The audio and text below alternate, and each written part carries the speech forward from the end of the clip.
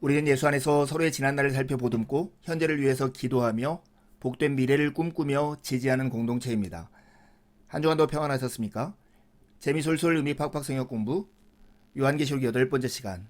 오늘은 요한계시록 2장 18절에서 29절에 있는 말씀, 두아디라 교회에 보내는 편지, 우리의 거룩함에 대한 점검이라는 제목으로 함께 말씀을 나누겠습니다. 요한계시록의 전체 주제는 역사를 주관하시는 하나님이 예수 그리스도를 통하여 역사를 완성하신다는 것입니다. 우리는 요한계시록 1장의 3장을 한 묶음으로 읽고 있습니다. 이것은 7교회에 보내는 편지인데요. 편지 형식으로 된 예언입니다. 구조는 매우 단순합니다. 1장 1절에 3절은 이 책의 서문입니다. 이 책의 제목과 이 책의 목적을 소개하고 있고요. 1장 4절에서 8절은 편지 형식의 서두인 인사말을 다루고 있습니다. 그리고 1장 9절부터가 본론인데요. 9절부터 마지막 20절까지는 인자 같은 이가 요한에게 7교회에 편지하라는 명령을 주십니다. 그리고 그 명령에 따라서 보내진 편지의 내용이 계시록 2장과 3장에 나타나 있습니다. 오늘은 그중 네 번째 교회인 두아디라 교회에 보낸 편지를 함께 살피도록 하겠습니다. 두아디라 교회는 우상 숭배와 타협한 교회였습니다. 이 교회를 살피면서 오늘 우리의 거룩함을 점검하는 시간이 되었으면 좋겠습니다. 먼저 본문 말씀 요한계시록 2장 18절에서 29절에 있는 말씀을 한 목소리로 읽겠습니다. 두아디라 교회의 사자에게 편지하라.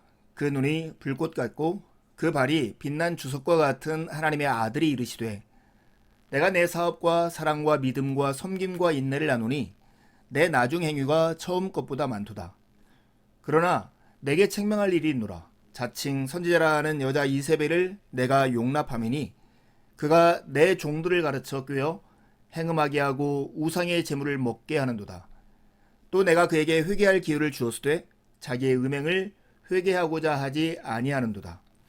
볼저다 내가 그를 침상에 던질 터이요 또 그와 더불어 간음한 자들도 만일 그의 행위를 회개하지 아니하면 큰 환난 가운데에 던지고 내가 사망으로 그의 자녀를 죽이리니 모든 교회가 나는 사람의 뜻과 마음을 살피는 자인 줄 알리라.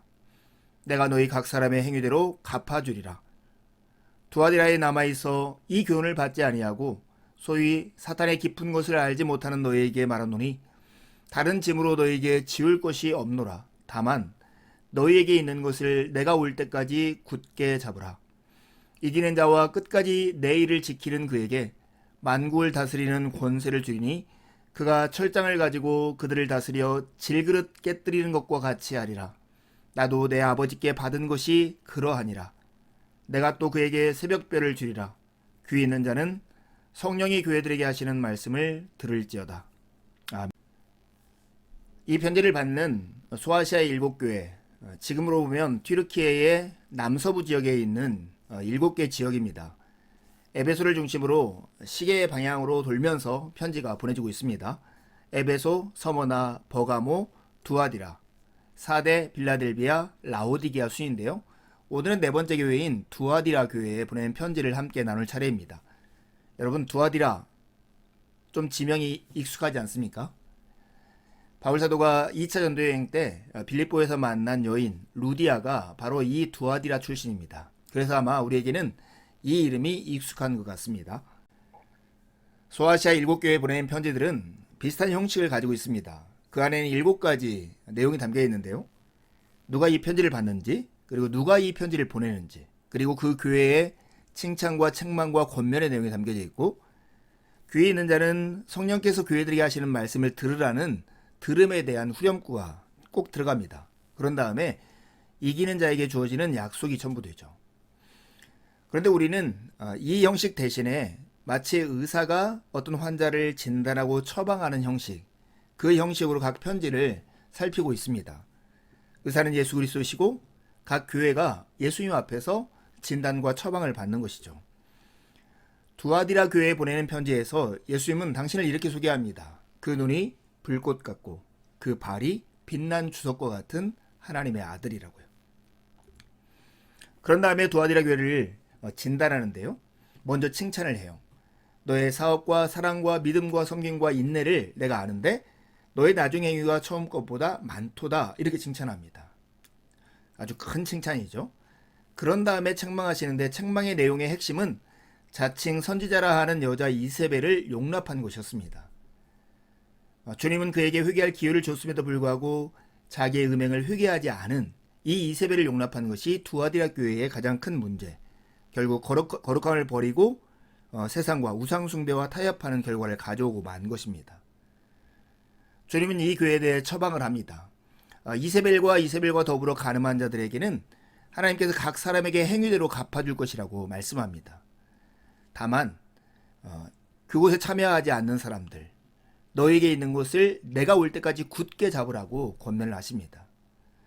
그런 다음에 약속을 주시죠. 이기는 자와 끝까지 내 일을 지키는 그에게 두 가지를 주시겠다고 약속하는데, 첫 번째는 만국을 다스리는 권세이고 두 번째는 새벽별을 줄 것이라고 약속하십니다. 각 교회에 보내지는 편지마다 예수님이 당신을 소개하는 이 장면은 계시록 1장 9절에서 20절에 나와 있는 인자환상에 근거합니다. 오늘 두아디라 교회에 보내는 편지의 내용도 비슷합니다. 눈이 불꽃 같고 발이 주석과 같은 하나님의 아들, 이렇게 할 때 14절과 15절에 나온 내용을 인용해서 표현하는 거죠. 그의 눈은 불꽃 같고 그의 발은 풀무불에 단련한 빛난 주석 같다. 여러분, 눈이 불꽃 같고 그 발이 빛난 주석과 같다 하는 이 말을 들으면 어떤 생각이 떠오르십니까? 이것은 그리스도의 통찰력, 모든 것을 관통하는 시선으로 두아디라 교회의 성도들을 잘못된 길로 인도하는 이세벨의 거짓 주장을 꿰뚫어 보시고 심판하시는 분임을 강조하는 표현입니다. 특별히 그의 발이 빛난 주석이라고 하는 것은 흔들리지 않을 것이다 하는 것을 강조하는 것입니다. 그런데 다른 교회에게 보내는 편지와 다르게 이 두아디라 교회에 보내는 편지는 인자환상에서 벗어난 다른 표현이 들어가 있습니다. 그것이 바로 하나님의 아들이라는 표현입니다. 요한계시록에 딱 한 번 사용되는 이 하나님의 아들이라는 표현이 두아디라 교회에 보내는 편지에 나와 있습니다. 이것은 구약 성경을 배경으로 하면 시편 2편 7절을 인용한 말씀이라고 이해할 수 있습니다. 내가 여호와의 명령을 전하노라. 여호와께서 내게 이르시되 너는 내 아들이라. 오늘 내가 너를 낳았도다. 하나님과 기름 부음 받은 자를 향해 계략과 음모를 꾸미는 세상의 왕들과 통치자들을 심판하시는 그리스도의 역할을 표현하는 이 본문을 가지고 와서 예수님을 하나님의 아들이라 말함으로써 심판자로서 그리스도의 역할을 강조하고 있는 것이죠. 그런데 이 표현은 구약에서 가져왔을 뿐만 아니라 그 당시 두아디라 지역의 문화와도 긴밀하게 연관되어 있었습니다. 두아디라의 수호신은 제우스의 아들 아폴로 튜림노스였습니다. 그리고 그 지역은 황제 숭배를 굉장히 성대하게 숭배했던 사회였습니다. 황제가 누구입니까? 바로 신의 아들 제우스의 아들이었습니다. 즉, 이 두 가지를 비판하는 의도에서 예수 그리스도를 하나님의 아들로 이렇게 불렀던 것입니다. 이와 같은 그리스도의 칭호를 사용하는 이유를 이렇게 정리할 수 있어요. 그 도시에서 인정하는 신들과 그리스도의 예수의 위격을 동일시하려는 적대적인 주장들, 혹은 혼합주의적인 시도에 대항하기 위해서 이런 것을 선택했다, 이렇게 볼 수 있는 것이죠. 이와 같은 역사의 배경을 통해서 그리스도의 칭호, 즉 하나님의 아들이 구약 본문을 배경으로 그리스도를 심판자로 간주함과 동시에 당시 시대 상황에 대항하는 성격도 지니고 있었던 것입니다. 황제 혹은 두아디라의 수호신이 아닌 바로 부활하신 그리스도가 진정한 하나님의 아들이고 심판자이시다. 이렇게 소개하기 위해서 두아디라 교회에 이 표현을 사용한 것입니다. 주님은 불꽃 같은 눈을 가지고 우리의 마음과 생각을 꿰뚫어 보시지만 특별히 당신의 백성을 향해서는 그 동일한 눈을 가지고 바라보시는 마음의 태도는 관대함과 자비였습니다. 그 증거가 바로 두아디라 교회를 향한 주님의 칭찬을 보면 알 수 있습니다. 주님은 아셨습니다. 그리고 두아디라 교회를 두 가지로 칭찬하는데요. 첫 번째는 내 사업과 사랑과 믿음과 섬김과 인내를 칭찬합니다. 두 번째는 두아디라 교회의 나중 행위가 처음 것보다 많도다 하는 것을 칭찬하죠. 여러분, 내 사업과 사랑과 믿음과 섬김과 인내는 다섯 가지 내용이라기보다는 내 사업, 그 내용이 사랑과 믿음과 섬김과 인내다, 이렇게 이해하는 것이 옳습니다. 에베소 교회가 처음 가졌던 사랑을 버린 것과 대조적으로 이 두아디라 교회는 사랑을 가지고 있었던 교회입니다. 뿐만 아니라 믿음을 지니고 있었습니다. 그리스도를 향한 신뢰를 가지고 있을 뿐만 아니라 박해를 견뎌내는 신실함을 유지했던 것입니다. 그리고 다른 사람들을 자발적으로 희생하며 돕는 섬김이 있었고, 박해를 직면한 상황에서도 신앙을 고수하고 유지하는 인내를 가지고 있었던 교회입니다. 더 놀라운 것은 날로 더욱 귀하게 일신우일신하면서 나중 행위가 처음보다 더 많은 그런 교회였습니다. 극찬이죠. 이것은 에베소 교회의 모습과 대조해 보면 더 도드라집니다. 계시록 2장 4절과 5절을 보면 그러나 너를 책망할 것이 있나니 너의 처음 사랑을 버렸느니라. 그러므로 어디서 떨어졌는지를 생각하고 회개하여 처음 행위를 가지라. 두아디라 교회의 사랑과 믿음과 섬김과 사랑이라는 모습을 지닌 건강한 교회였습니다. 그들의 모습은 점점 더 발전해 나갔습니다. 그리스도는 이 교회를 아낌없이 칭찬하셨습니다. 이 이상 높은 평가를 받을 수 없을 것 같이 칭찬하신 것입니다. 하지만 주님은 두아디라 교회를 책망하십니다. 책망의 내용의 핵심은 이세벨을 용납한 것이었습니다. 여러분, 이세벨이 누구입니까? 오늘 본문에서는 자칭 선지자라는 여자 이세벨 이렇게 말을 합니다. 그리고 그녀가 했던 행위가 주님의 종들을 가르쳐 꿰어서 행음하게 하고 우상의 제물을 먹게 하였다라고 말을 합니다. 구약 성경에서 이세벨은 아합 왕의 아내였죠. 시돈의 왕의 딸, 시돈 왕 엣바알의 딸이었는데요. 거기서 바알을 도입하고 우상 숭배를 부추겼던, 그리고 바알과 아세라 신을 섬기는 선지자들을 지지하고 하나님의 선지자들을 잡아서 죽였던 정말로 끔찍한 여인이었습니다. 그런데 아마 그 지역 두아디라 지역에 있었던 자칭 선지자라 하는 이 여자의 별명이 이세벨이었던 것 같습니다. 즉 그녀도 성도들로 신앙을 타협하게 하고 음행의 죄를 짓게 한 그런 여인이었던 것입니다. 주님은 그에게도 회개할 기회를 주었지만 자기 음행을 회개하고자 하지 않았다고 말씀합니다.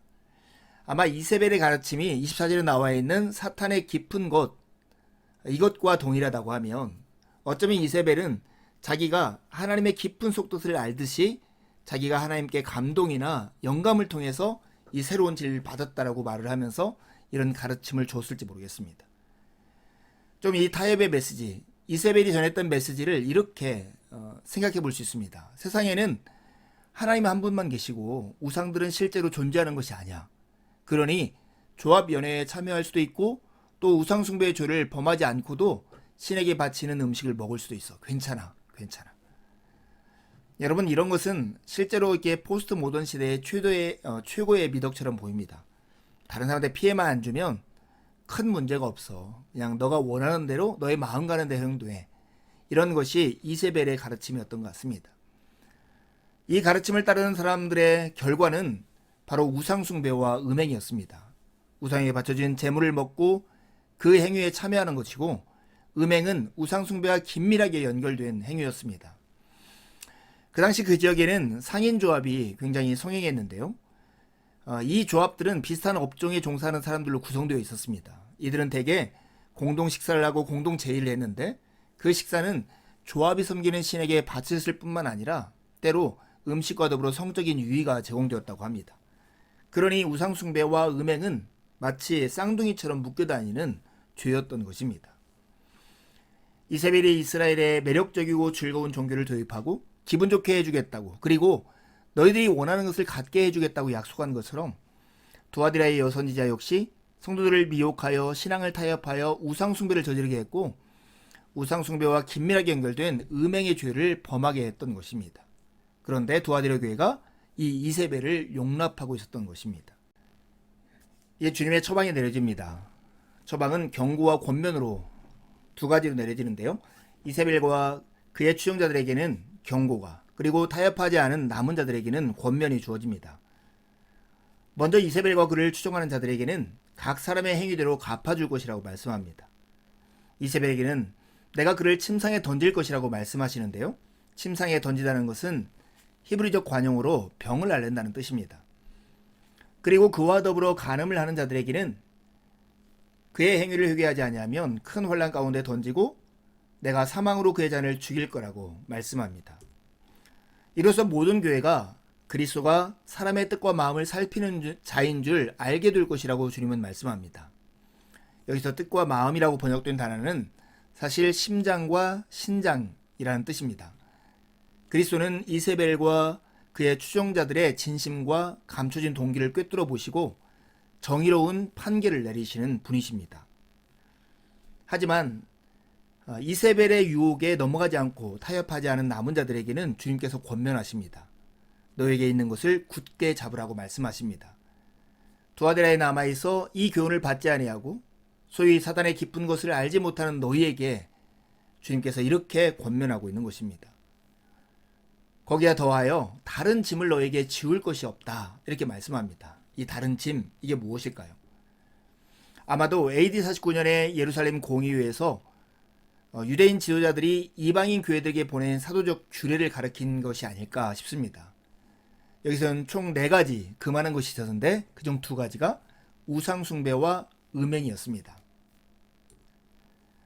이제 높임을 받으신 그리스도께서 하나님과 동일한 신적인 능력을 가지셨고 이세벨과 그의 추종자들의 진심과 감춰진 동기를 꿰뚫어 보시고 그들에게 정의로운 판결을 내리신다는 것입니다. 우리는 하나님의 이 심판과 판결을 통해서 늘 그리스도께서 어떤 분이신가, 즉 그리스도는 사람의 뜻과 마음을 살피는 자인 줄 깨닫고 그분 앞에 정직하고 겸허하게 서는 그런 마음의 태도를 갖춰야 할 것입니다. 두아디라 교회, 즉 이기는 자들에게 2가지 약속이 주어집니다. 첫 번째는 권세이고 두 번째는 새벽별입니다. 그에게 만국을 다스리는 권세를 줄 것이라고 말씀하십니다. 27절에 보면 그가 철장을 가지고 그들을 다스려 질그릇을 깨뜨리는 것 같이 할 것이라고 말씀합니다. 이 말은 그리스도의 권세와 왕적 통치에 참여하게 두는 것을 말합니다. 철장, 쇠망치를 가지고 질그릇을 깨뜨리는 것 같은 능력, 그 능력으로 이것을 다스릴 거라고 말씀하는 것입니다. 두 번째 주어지는 것은 새벽별입니다. 민수기 24장 17절에서 인용한 것으로 보입니다. 한 별이 야곱에게서 나오며 한 규가 이스라엘에서 일어나서 모압을 이쪽에서 저쪽까지 쳐서 무찌르고 또 셋의 자식들을 다 멸하리로다, 이렇게 말씀합니다. 야곱에게서 별이 나온다는 발람의 이 예언은 유대교 안에서 메시아에 대한 표현으로 해석되곤 했습니다. 샛별은 밤이 지나고 낮이 시작되었다는 신호입니다. 바로 그리스도의 사역에 이 이기는 자들이 동참할 것이라고 하는 그런 약속인 것입니다. 이 약속이 누구에게 주어집니까? 그리스도의 능력으로 우상숭배와 유혹을 이기고 그리스도의 행위를 실천한 이들에게 주어지는 약속입니다. 근데 여러분은 이기는 자에게 주어지는 이 약속을 받을 수 있는 그런 자신감이 여러분 안에 있습니까? 이기는 자에게 주어진다는데 여러분은 이기는 사람이 될 수 있는 자신이 있냐 하는 것입니다. 여기서 우리가 주목할 표현이 있습니다. 그리스도의 통치에 참여하는 일, 이 일을 내가 주리라 라는 표현이 2번이나 나오고 있다는 것입니다. 즉 이 승리는 인간이 이루어낼 성취가 아니라 신적인 선물이라는 것입니다. 그리스도께서 민족을 다스릴 권세와 새벽별을 주신다는 것은 곧 사람이 거둔 영적 승리에 대한 상이 아닙니다. 주님이 주시는 선물입니다. 성도의 승리는 그리스도의 승리에 달려 있습니다. 믿음으로 그리와 연합한 자들에게 약속된 승리입니다. 그러기에 우리에게도 약속된 것이 바로 이 권세와 새벽별이라는 그 마음을 가지고 담대하게 살아가는 그런 그리스도인이 되어야 할 것입니다. 우리는 이기는 그리스도인이 될 수 있을까? 그렇습니다. 이는 우리의 재능이 뛰어나서 혹은 열심히 노력해서가 아닙니다. 그리스도께서 이미 승리를 거두셨기 때문입니다. 그리스도에게 속한 가운데 그분의 성령이 우리 안에 거하시기 때문입니다. 두아디라 교회의 문제는 우상숭배였습니다. 이것은 매우 현실적인 문제였습니다. 당시 그들은 먹고 살기 위해서 상인조합, 즉 길드에 참여해야 했는데 거기에 참여하면 우상에게 드려진 제물을 먹을 수밖에 없었고 어느 정도 음행에 가담할 수밖에 없는 것이 그들의 현실이었습니다. 먹고 사는 문제와 이 우상숭배의 범죄가 이렇게 묶여있기 때문에 피할 수 없는 현실이었던 것입니다.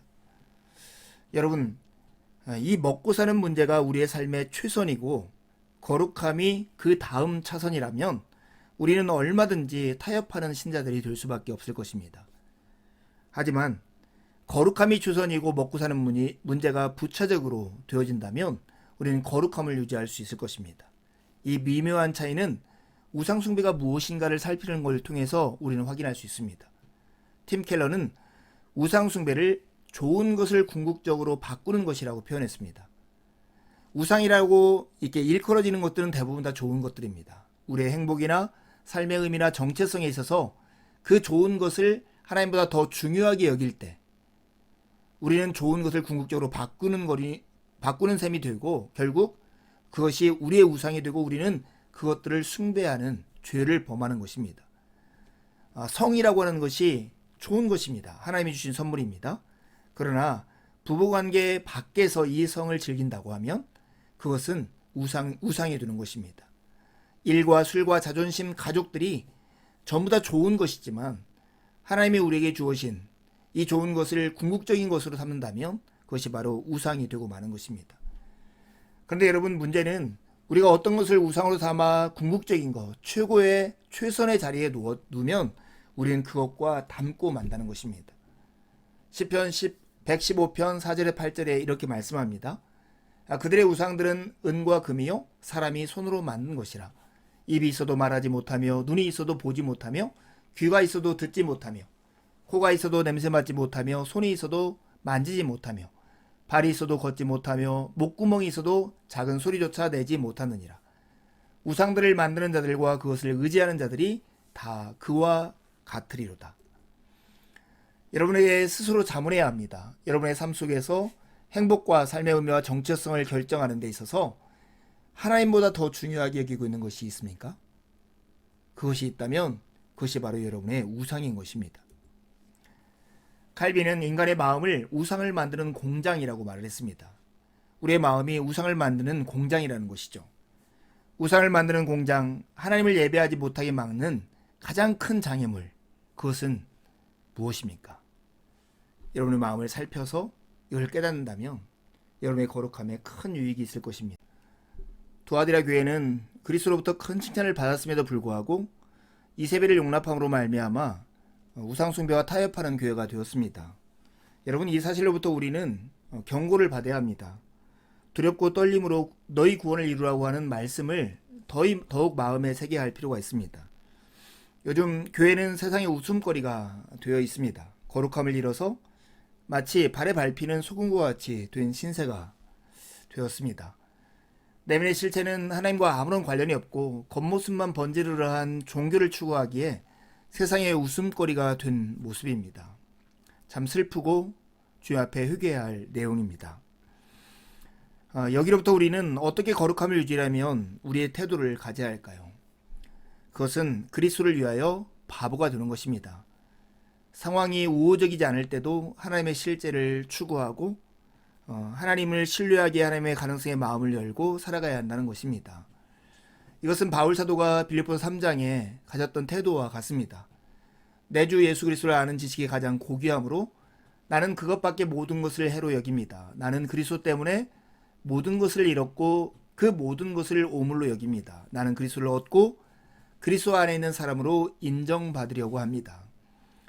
이렇게 하기에 세상 앞에 바보처럼 보이는 우리, 웃음거리가 아니라 바보처럼 보이는 우리, 이것이 바로 거룩함을 유지하는 우리의 태도일 것입니다.